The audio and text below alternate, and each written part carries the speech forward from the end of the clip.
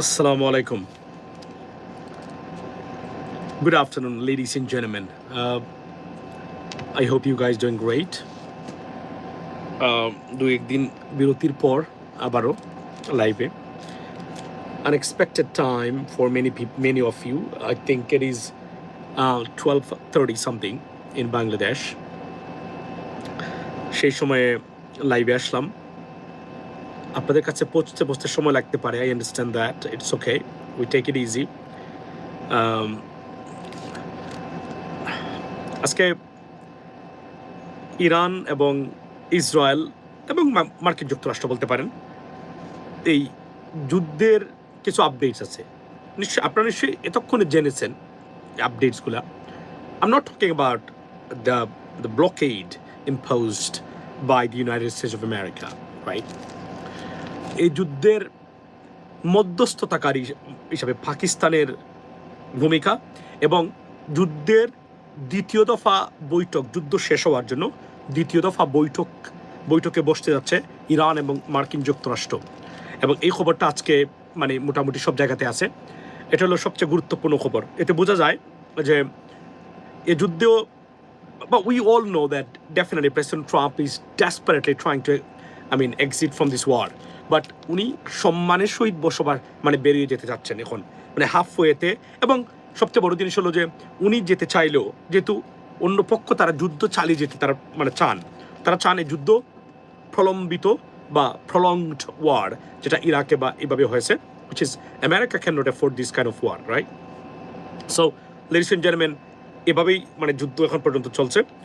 তো আজকে যেটা হোয়াইট হাউসের প্রেস ব্রিফিং থেকে আমরা জানতে পারলাম সেটা হলো যে ভাইস প্রেসিডেন্ট জেডি ভান্স এবং ইরান আবার পাকিস্তানের মধ্যস্থতায় ইসলামাবাদের সেই একই সেরিনা হোটেলে আবারও বসতে যাচ্ছেন যুদ্ধের এবং মোস্ট প্রবাবলি চূড়ান্ত সিটিং, যেখানে যুদ্ধের একটা ফয়সালা মোস্ট প্রবাবলি মিনস 90% পসিবিলিটি। কেননা ইউএস ভাইস প্রেসিডেন্ট আমেরিকা থেকে পাকিস্তানে এসে বৈঠকের জন্য আসবেন এবং কোনো ফল ছাড়া, এবং এটা শুধু লোক দেখানো বসা। I do not believe it, because president Trump বা অন্য পক্ষের যুদ্ধের এই পজিশন নাই যে শুধু লোক দেখানোর জন্য। কারণ এরপরে আসলে আর কি হতে পারে, এরপরে কোনো ঘটনা ঘটার সুযোগ আসলে নাই এখন পর্যন্ত যা হয়েছে।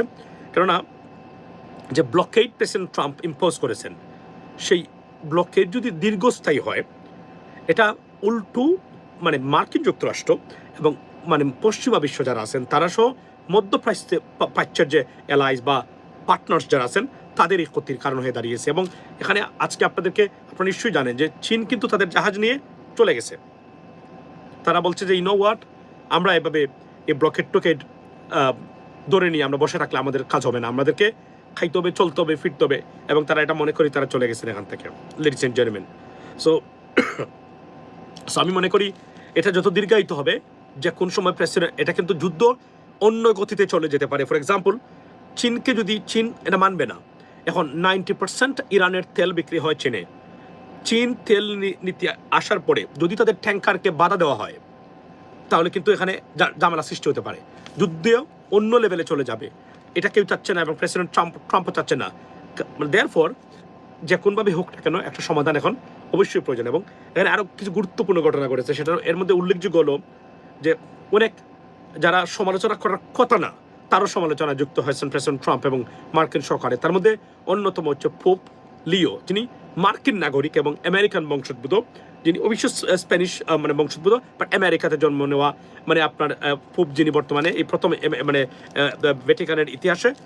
ওনার সাথে প্রেসিডেন্ট ট্রাম্পের রীতিমতো মিডিয়া যুদ্ধ চলছে প্রতিদিন নজিরবিহীনভাবে।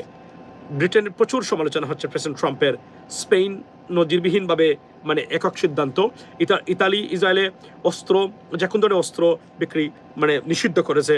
এরপরে আপনার আরও যে প্রতিটা ক্ষেত্রেই প্রচুর সমালোচনার সম্মুখীন হচ্ছেন প্রেসিডেন্ট ট্রাম্প। সো এই যুদ্ধ কন্টিনিউ করলে, which is almost impossible for president Trump to carry on.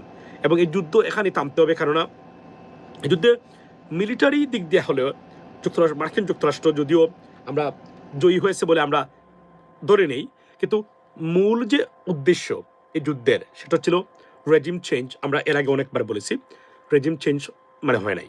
So বুঝতেই হবে মানে পাকিস্তানের বর্তমান যে মানে মানে ইরানের সরকার ক্ষমতায় রয়েই গেল, তাহলে সব কিছুই বিফলে। এবং এই যুদ্ধ শেষ হওয়ার পরেই এখানে বলে রাখি যে মূল যে জায়গাতে আমরা বলেছিলাম মানে এর আগের মানে ভিডিওতে, যে সবচেয়ে আপত্তি যে জায়গাতে মার্কিন যুক্তরাষ্ট্র বলেছে ২০ বছরের জন্য মানে তারা নিউক্লিয়ারাইজেশন করবে না ইরানকে।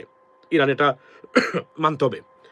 ইরান সেখানে 5 বছর পর্যন্ত অফার দিয়েছে মার্কিন ভাইস প্রেসিডেন্ট জেডি ভান্স ফিরে যাওয়ার পরে। আমার ধারণা এটা 10 বছর অথবা 15 বছর হলেও ইরানের nothing to lose, to be honest, ওই ক্ষেত্রে। সো এই সমঝোতার ভিত্তিতে আশা করি আমরা একটা চূড়ান্ত যুদ্ধের নিষ্পত্তির দিকে যাচ্ছে। কেননা যে ধরনের আলোচনা হচ্ছে তারই পরিপ্রেক্ষিতে বা এই কারণে আসিফ মুনির, পাকিস্তানের মিলিটারি প্রধান, আজকে আপনার এই মুহূর্তে ইরানে আছেন। আপনি একটু আগে উনি ইরানে গিয়ে পৌঁছেছেন, একটু আগে না, কয়েক ঘন্টা আগে, আপনি নিশ্চয়ই দেখেছেন।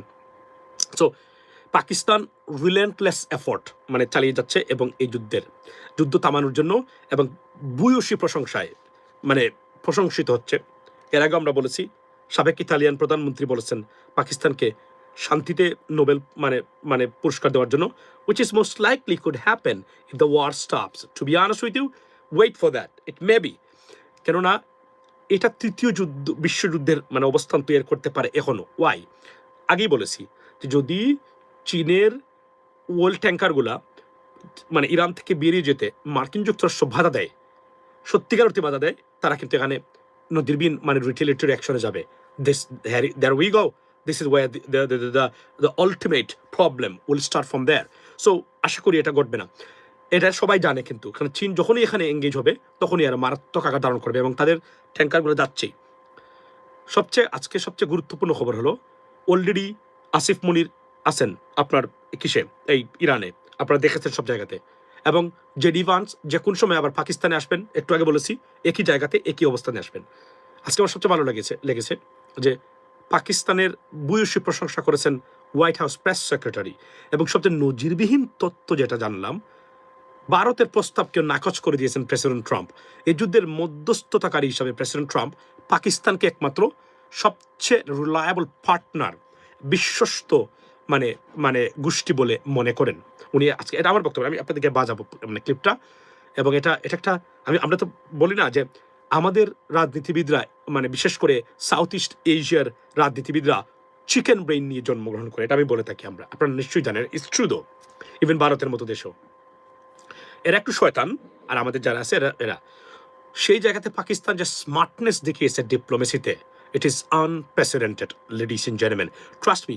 আমি বারবার এই কথাটা বলেছি এবং আজকে দেখেন সারা পৃথিবীতে প্রশংসিত হচ্ছে।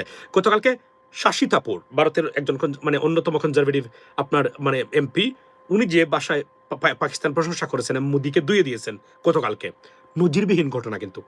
মানে এই ধরনের স্মার্টনেস তারা দেখাতে পারে। এবং প্রেসিডেন্ট ট্রাম্প বলছেন এই যুদ্ধ একমাত্র পাকিস্তানি থামাতে পারে এবং তাদের ক্ষমতা আছে। It is unbelievable. এবং আসিফ মুনির মানে বৈশ্ব প্রশংসা। সো এই স্ট্যান্ডার্ডে যাওয়া উচিত আমাদের এশিয়ান রাজনীতিবিদদের। প্রশ্ন হলো, can Bangladeshi politicians achieve this kind of আপনার এই competency? This is a biggest question to be raised and yet to be answered. But here's the stuff. Let me play the clip যেখানে উনি পাকিস্তানের ভূয়সী প্রশংসা করেছেন। এটা আমি আপনাকে সামনে একটু বাজিয়ে শোনাতে চাই, শুনে একটু মনোযোগ দিয়ে। They be the next round? They would very likely be in the same place as they were last time, yes. With the same, I would just want to make one point that's important to the president. The Pakistanis have been incredible mediators throughout this process, and we really appreciate their friendship and their efforts to bring this deal to a close. So they are the only mediator in this negotiation. While there have been many countries around the world who want to offer their help, the president feels it's important to continue to streamline this communication through the Pakistanis, and so that's what continues to take place. So আপনারা বলছেন, শুনলেন উনি বলেছেন যে president Trump একমাত্র মনে করেন যে straight forward communication to keep with Pakistanis, and that's what exactly they are doing. এবং এখানে আরো অনেক দেশ এখানে অফার করেছিল, তারা নেন, এর মধ্যে ভারত অফার করেছিল। সো নজিরবিহীন ঘটনা। এবং এটা তো গেল একটা। এবং ভারত, আমি বলছিলাম যে আপনাদেরকে যে আমি কিছু গুরুত্বপূর্ণ তথ্য আমি আলোচনা করবো যে কেন এই যুদ্ধে ভারত আসলে কি চেয়েছিল, শয়তানি কাকে বলে, কত প্রকারও কি কি, এটা নিয়ে আলোচনা করবো। আমরা একটু সময় দেন, সুন্দর একটা টাইমে এটা নিয়ে আলোচনা করা দরকার। আর আমাদের চিকেন ব্রেইন নিয়ে জন্ম নেওয়া রাজনীতিবিদরা এই তথ্যগুলো জানা দরকার। আই এম শিওর তারা ধারে কাছেও নাই এগুলার। মানে এরা যে মানে বিশ্বাস করেন, আমি এটা বুঝতে পারি না কতটা শয়তান ছিল এরা। শয়তানে কি চেয়েছিল আপনারা কল্পনা করতে পারবেন না তারা। আমি আপনাদেরকে বলছি, কিন্তু আল্লাহর তরফ থেকে যদি অসম্মানিত আল্লাহ করে দেয়, এটা কিন্তু আপনি ফেরাতে পারবেন না। ঠিক exactly what happen here in this regard. এবং তারা জ্বলে পুরো ছারখার হয়ে যাচ্ছে। আপনি দেখলাম সেদিন একটাতে আপনার চীনের একজন মানে আপনার এক্সপার্টিস যিনি, উনি আসছিলেন এখানে রিপাবলিক বাংলা যে আপনার যে এই যে কি নাম তার, এই যে শাউটিং এট এভরিওয়ান, খুবই জনপ্রিয় আপনার ভারতে, গদি মিডিয়ার অন্যতম, আপনার বলে গেলাম ইংরেজিতে যেভাবে বললো পাকিস্তান ব্লা ব্লা, মানে এরপরে আপনারা দেখেছেন ইউএস একজন অ্যাম্বাসেডার, ফর্মার অ্যাম্বাসেডার কিভাবে ভারতীয় মিডিয়াকে একদম তুলুদুলু করে একদম লজ্জায় ফেলে দিয়েছেন। লজ্জায় এমন একটা জিনিস যদি না থাকে তাহলে তার কি হতে পারে, সেটা আপনি ভারতীয় মিডিয়াকে, এত নিম্নমানের media, what they can do, they can shout at everyone. আপনার রিলেন্টলেস মানে কাভারেজ, যেহেতু তাদের 100টা চ্যানেল আছে, এটাই হলো তাদের পুঁজি, এর বাহিরে তাদের আসলে কিছুই নেই। মূলত সাংবাদিকতা বলতে যা বোঝায় ধারে কাছেও নাই। এটা হচ্ছে সবচেয়ে মানে আছে ডেফিনেটলি 2-1টা মিডিয়া আছে, দে ট্রাই দ্য বেস্ট, এর বাহিরে আর কিছুই নাই। সো পাকিস্তান কোনো কিছু না, শুধু শুধু তারা একটু স্মার্টনেস দেখানোর কারণে পাকিস্তান, এখানে যদি পাকিস্তান ইমরান খান যদি ওই জায়গাতে থাকতো, বড় বড় কথা বলে এদের রুশানলে পড়তো, তাহলে ভারত এখানে মানে নেতাগিরি করতো, আর পরবর্তী সময়ে পাকিস্তানকে sanction খাওয়াইতো।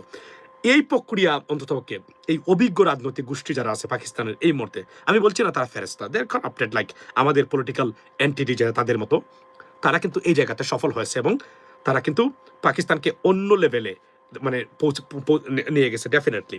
So this is the latest updates.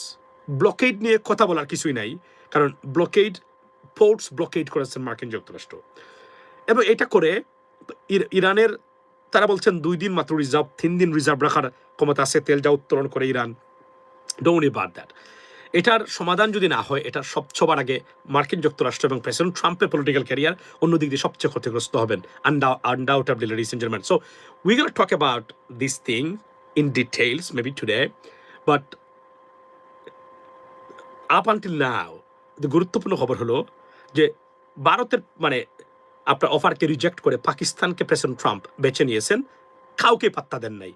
এই খবরটা আজকে ভারতীয়রা শুনে কি প্রতিক্রিয়া দেখায়, আপনারা সেখানে গিয়ে একটু খোঁজ নেবেন এবং দেখে আসবেন। কথা হবে অন্য সময় ইনশাল্লাহ।